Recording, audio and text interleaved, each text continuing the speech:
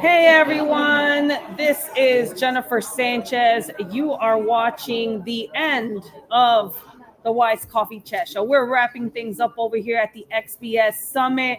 We're super excited to be here today with Delilah, who's also a former co-host of the Coffee Chat Show. Delilah, can you introduce yourself? My name is Delilah, and I'm so happy to be here. Just excited. I'm just excited for life, excited to be here, and to be another co-host. Of course, yes. And we have a special guest here who's going to help us with our raffle and all our fun stuff that we're doing right now. Sir, can you introduce yourself? You're a man, a special man here. I'm Chris Gandy. You want to hold the mic? No, I'll let you hold it. You want me to hold it? We're sharing. We're co-hosting this mic. But, Okay. I'm Chris Gandy. I'm one of the speakers here. I did a talk on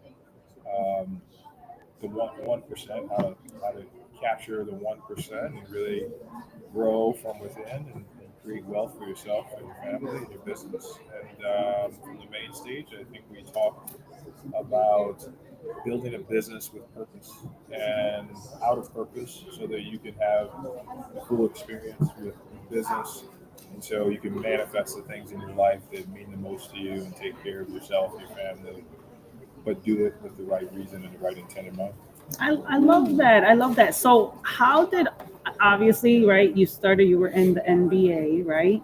How did you fall into the realm of the financial world? Well, I actually fell. That was you said Literally. it right. Oh, okay. So I fell. I stumbled into it because I was injured. Actually, I fell and I tore a bunch of ligaments at one time, and then I got a contract paid out to me. And within 23 months, I got almost three contracts paid out to me within that period of time. And I heard a voice in the back of my head just simply saying, I remember my mother saying, don't spend all your money, don't spend all your money, don't spend all your money. So I took that opportunity to allow for it to create an opportunity for me and to use it to open a door that led to financial services. Instead of letting somebody else create the wealth for me, I wanted to learn how to do it, create it for myself. So I got into it. The rest, 26 years later, history. Do you love it? Do you love numbers? Or now, are you a financial advisor? I'm an advisor. I'm a coach. I'm a consultant. I like to say I help people make smart decisions with money, but I've added to this based on this idea of purpose and really doing things with purpose and intent in mind is helping people make smart decisions so they show up better for themselves and their families, not out of fear or not out of the idea of I want to be like someone else or lack thereof. I think that's very important because we find ourselves seeking money to create whatever it may be, and I think there's a disproportion and a similar to food, right? And that people have a disconnect with what money really means. We give it value. It doesn't have value on its own. It's nothing more than a piece of paper. So then, you mentioned the 1%. Where does, how do you get someone's viewpoint to change if they've never had that opportunity, or let's say they've never saw? You mentioned a piece of paper, money being a piece of paper if there's no value in it. Where does that come from, and how do you change someone's viewpoint when it comes to that? Well, you don't. We go back and we have to restructure what we believe is reality. And so it just takes money for a moment. How many people do we know out there, and even in your audience, how many people have cried at some point over lack thereof money, or the fact that they found some money, or the fact that at the end of the day, they're struggling with money. And so when you think about that, let's have a reverse reciprocal. Let's have a mutual relationship with it, right? And so when was the last time money cried for us? If I pull out $1, it doesn't cry for us, right? And so we need to disconnect the emotional relationship with money because it's nothing more than a piece of paper. We give it value. And the way in which we make money is not based on the products we sell. It's based on the value that the marketplace thinks we want. That's what it is. So at the end, so when we dial it all back, I think that we've missed some things because it's people will pay us what they believe the value are in the marketplace. Take for example athletes. The work that they're doing, is it really worth $20 million a year? Or would we say the value of it is really worth, I'd rather pay that same $20 million to the person that's doing research on cancer. I'd rather pay that $20 million to people that are providing homes for kids and people that have lost their homes or lack thereof, job and other things. I'd rather pay that $20 million to people that are creating change in the world than someone who's entertaining. That's nothing more than what we did. We were entertainers, paid entertainers. Well, I mean, I'm sure you worked hard to be that, right? Because I'm sure you worked hard. I mean, the statistically for someone to become an athlete, where were you born and raised? Where are you from? I was born in Kankakee. Oh, wow. About an hour and a half from rock's throw from Chicago. Yeah. In a very blue collar town. Wow. Okay. Great opportunity, but it wasn't my life sentence to stay there, be there, be a part of that whole culture. How did you get into basketball in Kankakee? Yeah, that's interesting. Well, I played baseball actually. Oh wow. Baseball was my first love, and then everyone was like, "You should play. You should try it." You know, and I said, "Okay, why not?" And so I kind of, just one of those things. I never see. Hopefully you have some young people listening to this and you have some parents listening to this. I want to say something that I think is very important. And don't throw it on the floor. Don't nix it out of your talk. But listen, we have to put the relationship with sports in the right narrative. Okay. So kids have to stop thinking that this is my only way to have success in life. Okay, because at the end of the day, if that's the only thing that they have a skill set on, yes, that's good. They're in trouble. And so we have to develop children to have a relationship. So I'm gonna tell you something is that basketball is a dream with a deadline. So is every other sport. Yes. It's a dream with a deadline. They just don't know when the deadline is. It's either going to come in high school, grade school, whatever it may be. And so I tell parents all the time is that help your kids in sports because it gives them the discipline and things for sports. But help them fall in love with the sport. And if they fall in love with the sport, then they're going to go as high as their skill will take them to go. But we have parents, me included. I took a step back because I could see it and I understand it. But we have parents that are pushing children and putting children in things, and the kids don't have a love for the sport. They don't have a love for the game. So at the end of the day, it takes on a different onus for them. They're like, "Oh, I'm going to be an NBA." You ask kids if they say out of their mouth, "I want to be an NBA player." Give them options. You say, okay, what else? Right. And they can't think of anything else. That means that we as parents have done them an injustice. And so we have to take a step back and say, what kind of relationship do we have with sports and money and the connection there? We have to do a better job because at the end of the day, even sports ends with something. And so it ended for me, and I figured out what else I needed to do, and I pivoted. So now, did your parents push you at that time as far as like baseball? I mean, baseball, basketball. You said you kind of stumbled on basketball because everybody said you should do this. Did it come naturally to you, or did you have a backup plan? Like, you said you came from a blue collar community, right? So was there a backup plan there, or? The backup plan was never to go back. That was the backup plan. So you knew your no discussion. I remember my mother sat with me one day and she goes, "Are you planning on going to college?" I go, "Yeah, I'd love to go to college." She goes, "Well, either A, you're going to the community college, or B, you're going to get a scholarship. Those are the two options." And so when you have those two options, I mean, what else do you do? I love my mother for what she's done for me from the idea of when you have to make hard decisions, you have to be dedicated to certain things. So she was not negotiating that because one, she didn't have the means, and two, the capability and the opportunity just wasn't there at that particular time for me. So I took a different route. My route was I'm going to follow what I believe I'm capable of doing, be really, really. I wasn't the most skilled guy at baseball. I wasn't the most skilled guy at basketball. But I just outworked people. I just literally took my skill, and I was very disciplined with The kids would go to the party, the kids would go to this, I'd go to the gym. They were doing XYZ, hanging out at other people's houses, going to football games. I would go to the gym. I'd get up 100, 200, 500 shots, every day. Even when, and so it was just like, this is where I'm going. Even if I went to a smaller school, it was the ticket. Like, you guys have tickets. It was my ticket out.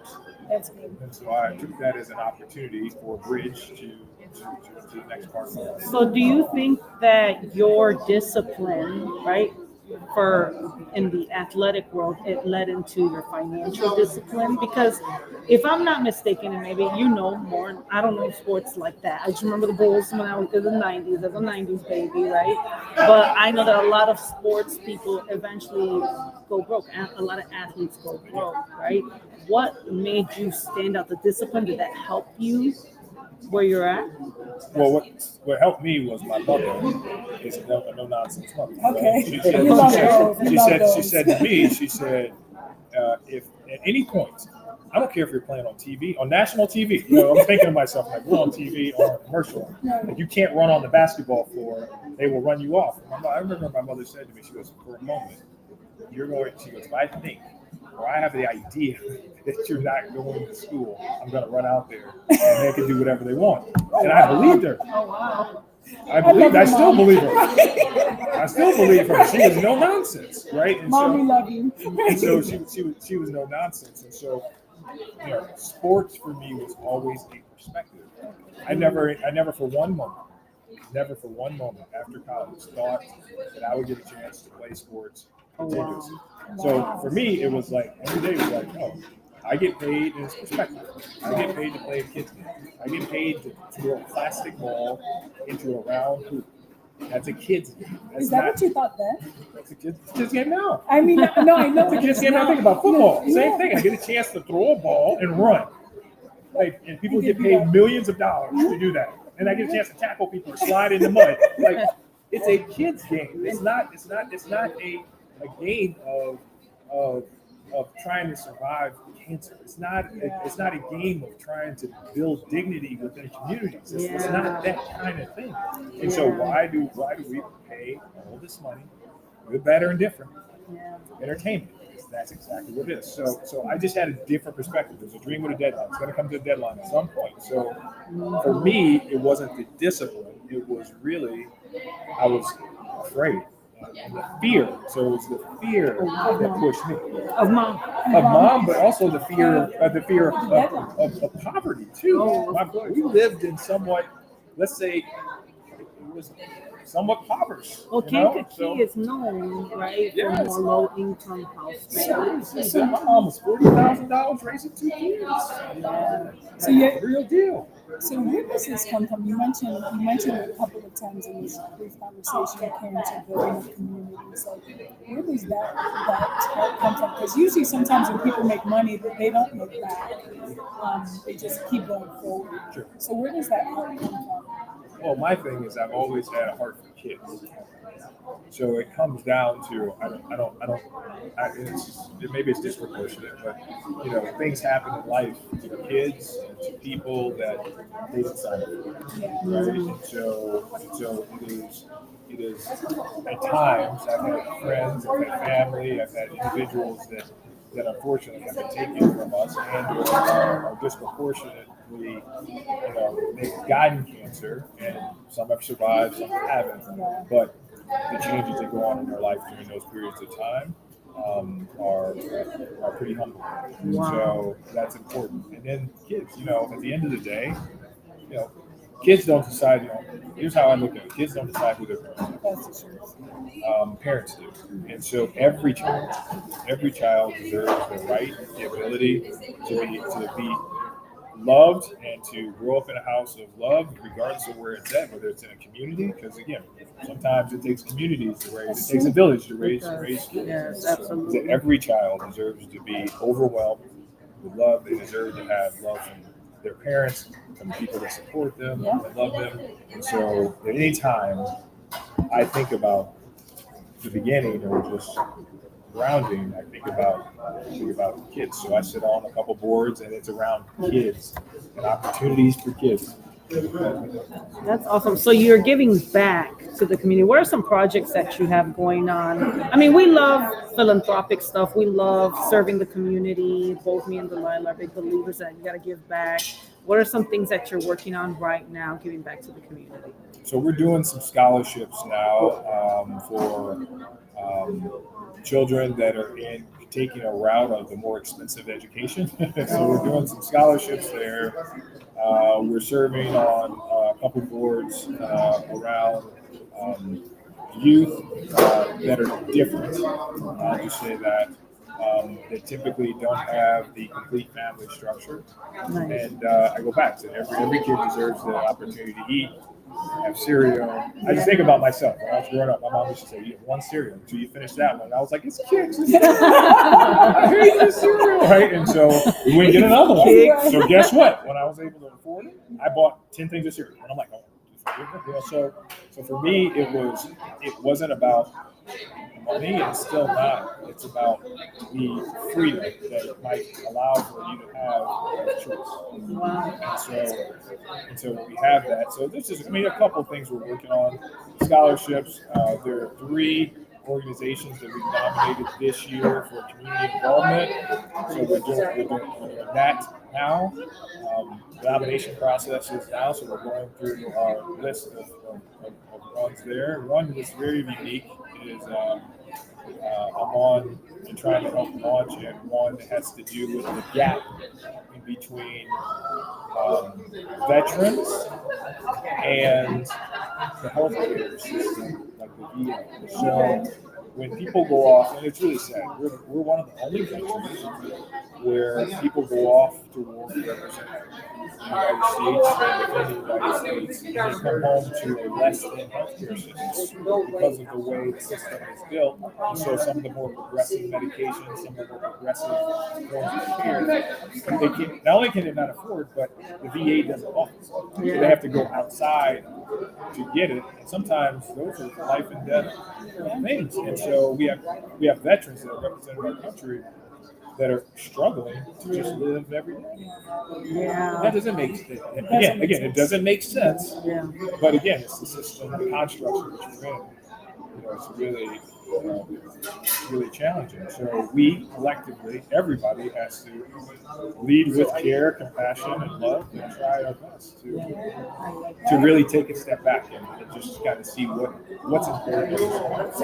And I think opportunities are so important. Like I have a nonprofit organization for teen girls. It's a summer program. And last year we took our girls to Guatemala on a mission trip. We did a fashion show, we raised money.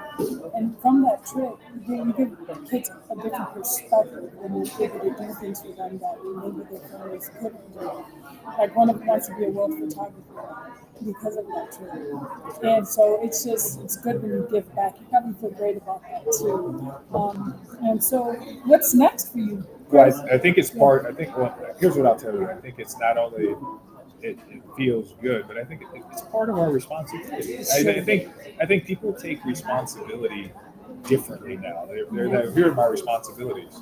I think as leaders in communities, collectively, that we have a level of responsibility because we've been blessed with so much, even if it's just an opportunity. Yeah. And so there's a lot to unpack there. But He's leaving a legacy too. So here's my question for you. If someone, I know you were here, you were doing your speech on the stage. What's your biggest advice for somebody that's looking to get into entrepreneurship or possibly struggling financially and can't make ends meet through their entrepreneurship endeavors? Because it could be hard. It is a hard road for some people. What is your biggest advice for that or for them? So I may get cancel culture for this, but I believe there's the case. I'm serious. Is that people have to decide. There are people that are built for this, and there's people that aren't, that desire to be it. Okay? You're the second person to say It's that. okay to go work with someone who has a bigger vision than you, and then be able to, through momentum and through support and opportunity, peel off and have your own vision of that. But I don't believe everybody. I truly don't. I don't believe everybody was meant to be a CEO. Wow. I don't believe it. I know a lot of people that say to me, "Hey, you know what? I was meant to be an entrepreneur." Yeah. And I really? Like, it is the hardest thing to do to start something from It nothing. is. It is. I go, and then create value, create opportunity, and then create the space and do all these things. Why not just go take a $70,000, $80,000 job and then create your hustle on the other side and create another 20 or 30,000? You make $100,000, you're making more than 6% of America. Go do that versus the opportunity of saying, well, if I'm an entrepreneur, I can make $1 million. But at the end of the day, being an entrepreneur, if you're not making money, is a very expensive job. Yeah. And you're making less. So you may be making 40, 50,000, but you're like, yeah, I'm an entrepreneur. And you're paying for everything. You're paying for everything. You're paying for the opportunity. Yeah. You're paying for the struggle. overhead, You're paying everything. for all the things. People. You're paying for not getting hit. I mean, so, and I'm not taking anything from being an entrepreneur. Don't get me wrong. But I do think that the idea, it was very fashionable for a while. I'm an entrepreneur. I'm an entrepreneur. When I talk to everybody, I'm an entrepreneur. I'm an entrepreneur. Well, are you really? So what is it that you're entrepreneuring? Right? It's creativity and opportunity and growth, right? That's where it comes into play. So sometimes if people have expensive jobs, unfortunately in my role, I sit back and I listen to some of these things and people say, well, Chris, here's where I'm struggling with this. And is it a process or is it a problem? Well, we got this problem, and this problem, and this problem. Okay, so you got to create a process or it's a problem. The first time you have a problem is you can change it by creating a process so it's no longer a problem. So move to the next one, and then you do that. Process of elimination. Right, you do that over and over and over and over and over again. But if you're having the same problem in year 1 as you had in year 2, and year 3, and year 4, then you didn't learn the lesson, which is you have to create processes around everything. Oh, that's good. There's a couple of books out there on that. Everything is process driven. Yeah. Because if it's personality driven, here's what I'll tell you: there's businesses can only be businesses that are scalable can only be process driven. Because if it's personality driven, your span of control is only 5 to 6 people. Her span of control is only 5 or 6 people.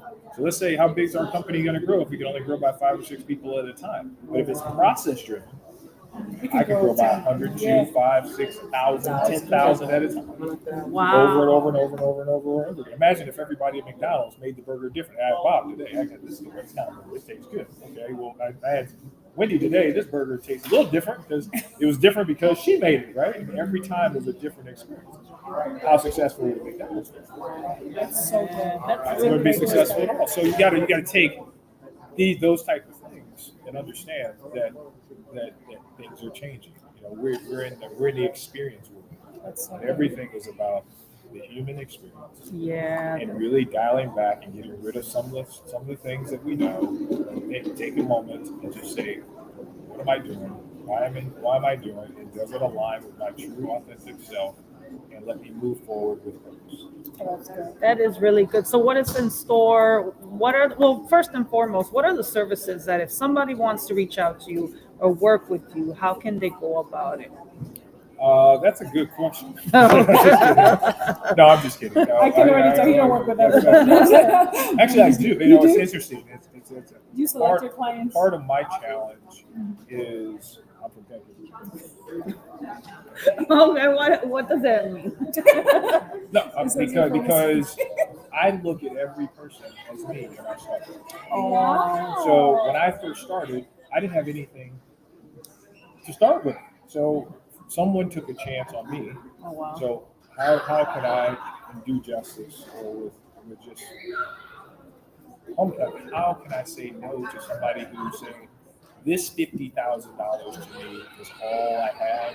Please take care of it and please do what you need to do with it for me.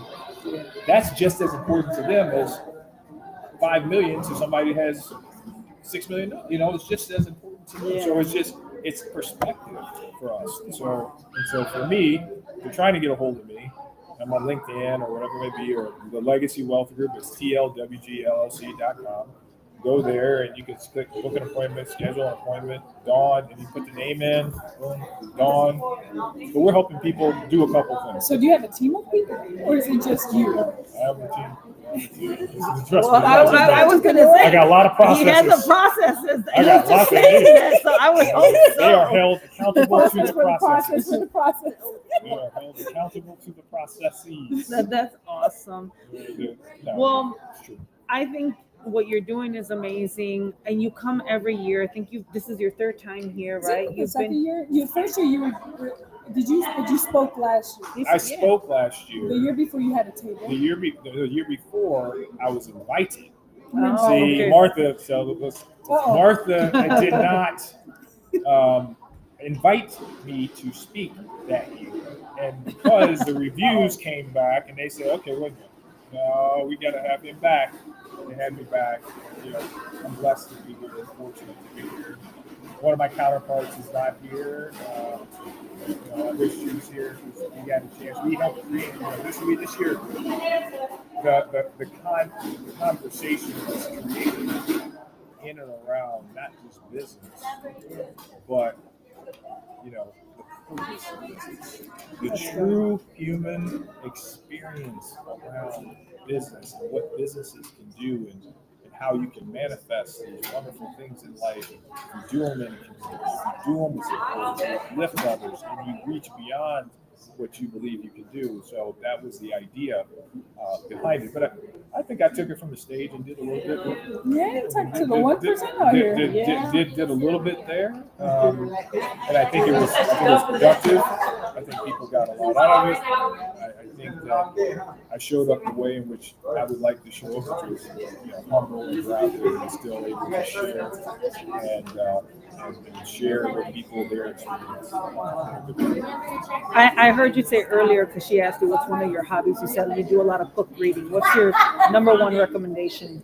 I don't know if I have a number one, but I've been stuck on this book about the ego, getting rid of the ego, servant leadership, those things. Right now, I'm reading the Marcus Aurelius again on what is brain fart? Meditations. I'm reading that. And I'm reading that again. And there's others that I'm reading. I'm reading some. It's interesting. I'm reading some like grounding and business books or just books about the human experience and showing up without ego, and how to place your ego and put it in a place where I don't show up with the fear of loss, like I did when I was growing up. I'm not showing up in relationships, in all relationships, business, everything. I'm not showing up the way in which I don't want to show up. That's not the way in which I want people to perceive me. I want people to be able to feel like I can connect with them. I can feel like he sees me and that he's not going to judge me. I'm not gonna lie, you intimidated me a little bit. Well, he was focused over there. That's why. That's why. Well, we wanted to pick a prize and give you the honor to pick the raffle while we do it live. We're giving away ad space on the radio 14:10 a.m. and see if you can choose the winner, and we'll let them know that they got the package.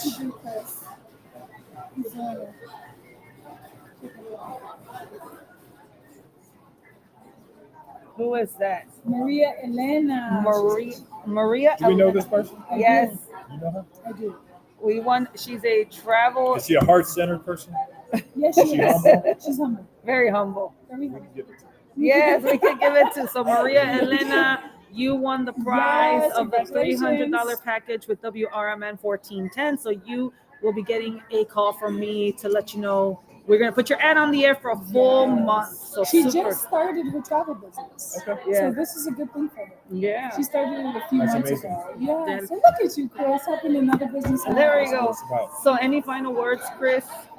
No, I'm thankful for you two taking the opportunity to share positive thoughts into a world where right now it's a little dicey out there, and to put goodwill into the world. If everybody just took a moment to help somebody else out, I think the world in which we live in would be a little bit better. It's not financial services. It's not what I do. It's not what you do. It's what we can do together. But we have to build a community to do it. And we have to understand who we can count on and who we can't. And I know it's not about sports. I know it's not about financial services. But I return back to the idea that, we're all human. And this experience in life, no one gave us a book. And we're experiencing day to day. And at the end of the day, if I can help you in any way, or I can help anyone on here in any way, and I want to be there to help people because that is my community. It's beautiful. Thank you so much for your time, for being on the air with us. Thank you so much, Delilah, for co-hosting. Hey, y'all. I appreciate you guys. I appreciate IMS student right here, Glenetta. Yes. Keep holding it down, chasing Chris down, making sure we interview him. It's not my fault. And of course, Gano XL Coffee. We thank them So good, because they supported. They gave us some coffee so we could do the interview today. So thank you so much, guys. Thank you for everyone watching, and we'll talk to you guys soon. God bless.